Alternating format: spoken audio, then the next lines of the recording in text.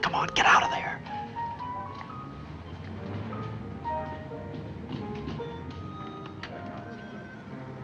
Look, the wedding ring.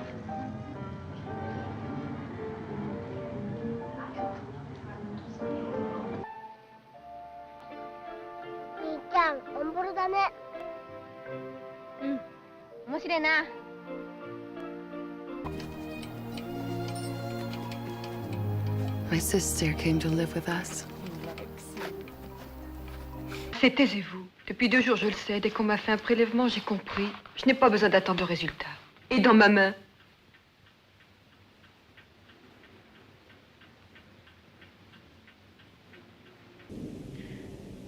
I thought if I could save just one, but he was so heavy. So heavy. What are we looking at when we look at a film? What is the film looking at? The question of looking, of perspective, is integral to cinema. When we see through a camera, what do we see? Do we see the world the same? Can we see the past? Is the camera an eye? Or is it something more?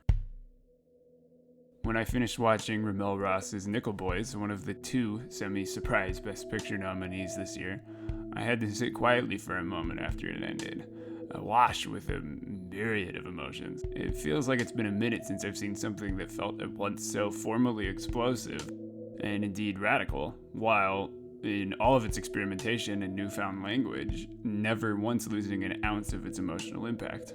In fact, it was often because of this new grammar that the film discovers deeper emotional complexities.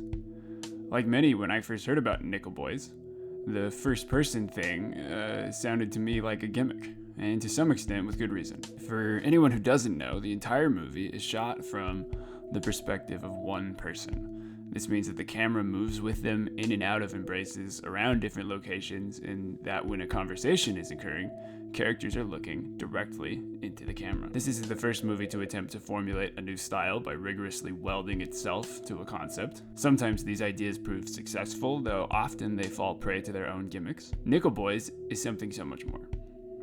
From its very first frames, the film succeeds in its concept so fully, largely because while it does indeed remain rigorous with its execution, it also is not afraid to break from it, subvert it, and weave it into the tapestry of the film at large.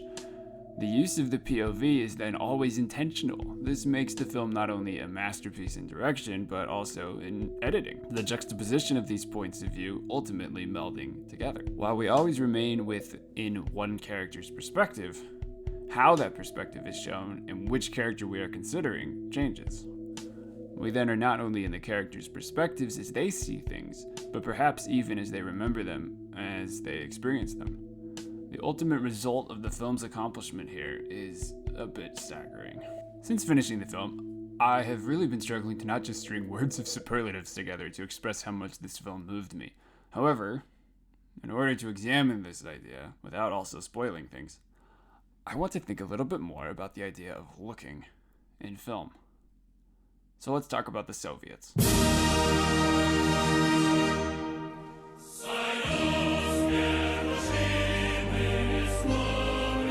While I did not have this quote memorized offhand, one of the first illusions I considered while watching Nickel Boys after Terrence Malick and Barry Jenkins was Dziga Vertov. Vertov was a contemporary with the initial wave of Soviet cinema. And the Soviets were in many ways the founders of editing as we know it today, or perhaps the founders of an editing even greater than the one we know today. Though Vertov mostly operated in the realm of the pseudo-documentary. It is literally impossible to get through film school, nor should it be, without encountering his seminal work, Man with a Movie Camera. That film is what can be called a city symphony, for the way it splashes together all kinds of footage depicting Moscow and a few other cities in the late 1920s. However, its thesis draws deeper, and can be, albeit perhaps bluntly, summarized by this quote from Vertov himself. The main and essential thing is the sensory exploration of the world through film. We therefore take as the point of departure the use of the camera as a kino eye.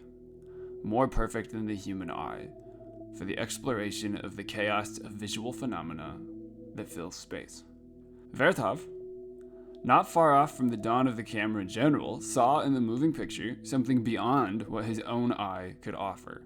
He saw that the camera saw the world differently, that the gaze through the camera was, in his opinion, actually greater and more perfected than what the normal human eye could perceive.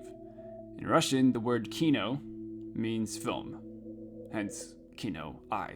Vertov experimented with this in all of his films, and ripples of his concepts are integral to the foundations of cinema. The kino eye lives and moves in time and space. It gathers and records impressions in a manner wholly different from that of the human eye. The kino eye then allows the viewer and the maker to traverse throughout time and space. It allows for a different kind of viewing, a different kind of perspective. It should be mentioned as well, many of Vertov's films were shot by Vertov's brother, Mikhail Kaufman, and edited by his wife, Elizaveta Svilova.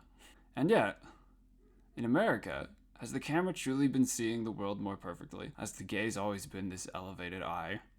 Can our capitalist cameras and industry truly reveal a world that is seen even truthfully? Much of conventional wisdom says no, and rightfully so. How can a machine made for profit truly reckon with the multifaceted complexities of America's history? The horrors, the monotonies, the joys, the brokenness. Even beyond something as massive as history, how can it even comprehend a life? The singular oneness of an entire existence, of a relationship, of a friendship, of violence, of death. Those are questions I don't fully have the answer for. And yet, what RaMell Ross has done with Nickel Boys is almost exactly that. In encountering Nickel Boys, the camera and the screen are transformed, and with them, our very eyes. We look through this camera then, gazing into the eyes and souls of those who witness, experience, and remember, seeing at last things, if not more perfectly, then more closely, more humanly, more truthfully. Roger Ebert famously called the movies an empathy machine. I both agree and disagree with his broad statement, something perhaps to be analyzed another time. However, with Nickel Boys, perhaps for the first time, he's completely right. Nickel Boys is a radical, major movie. Go see it.